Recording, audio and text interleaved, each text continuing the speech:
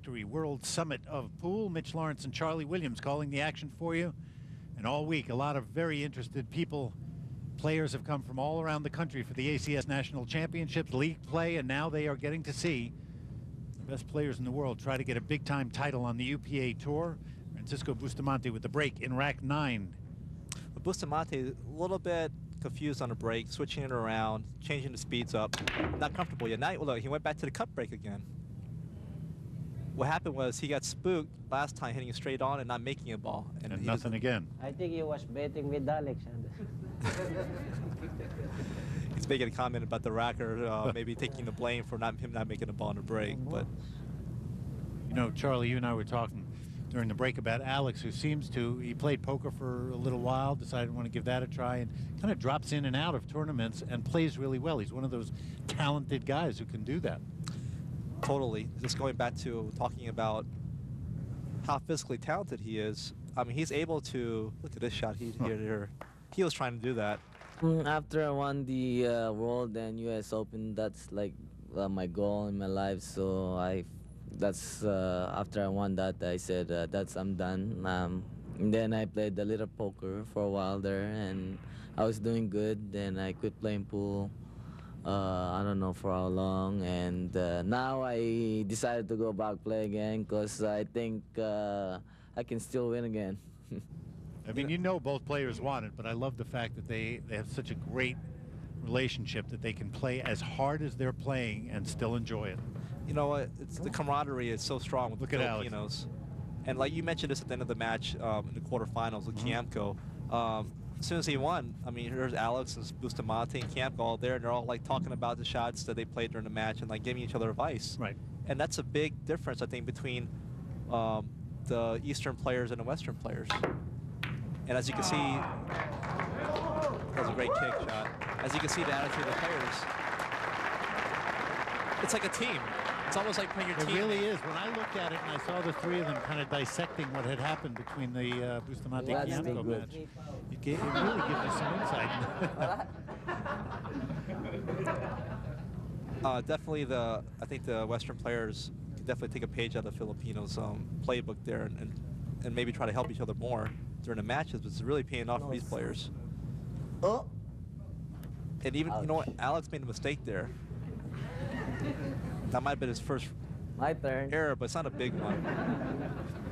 He didn't quite hook Bustamante on the shot where he could have hooked him on the 8-ball. I think Bustamante can see the 1 ball and possibly play a resafe on Alex. Oh yeah, he can see the whole one.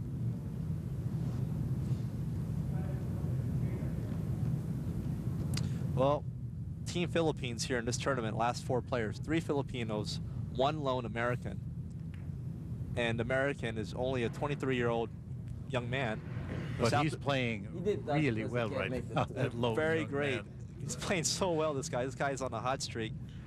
He's already about Shane Van Boning. We will develop his story certainly during that final matchup. Well, let's see if Team Philippines here has an answer for America's Van Boning in the finals. Alex is going to play safety here, no shot. Oh, that's not good. That's not bad. That's not good, that's not bad. Well, if the cue ball didn't hit the 8-ball, then Bustamante would have an easier bridge to make, and that's why he said it wasn't good. When he saw the cue ball was going to jack up against the 8, he said it's not too bad, because now Bustamante's going to have a difficult bridge. He's going to elevate his hand, and this is always hard.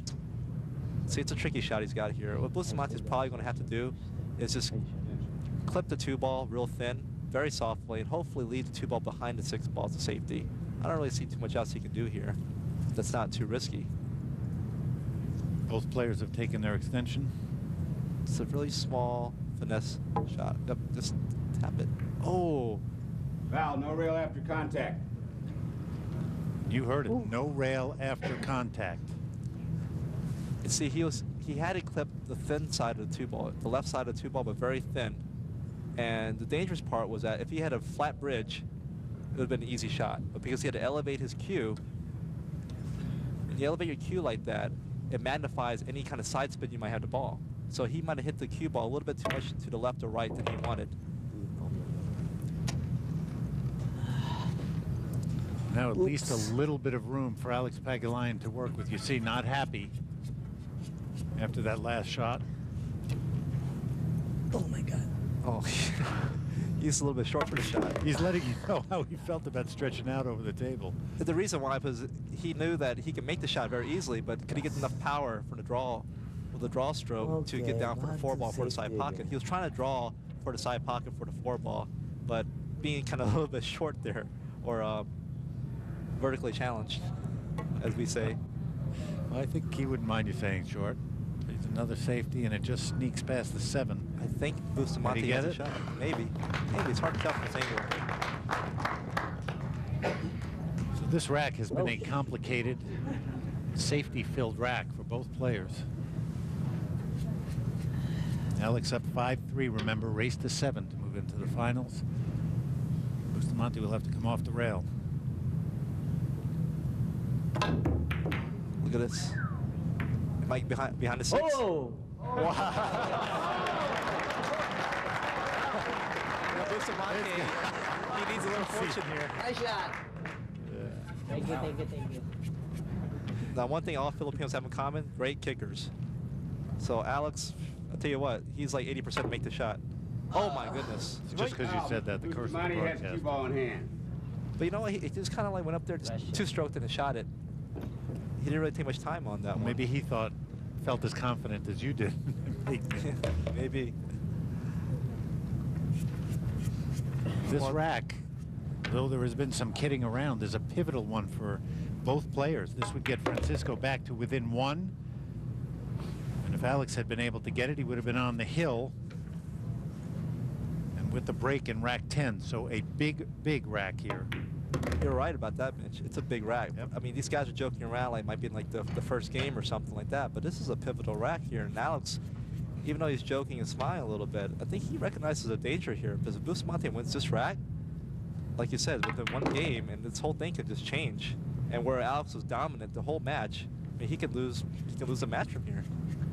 And we can't emphasize enough the power of that face right there and that stroke. The will of Francisco Bustamante will remind you that against Johnny Archer this year, the U.S. Pro Tour Championship on the UPA Tour, down 2-6 in a race to 7 to the #1 player in the world. Francisco Bustamante came back to win the title 7-6. Fully capable is Django.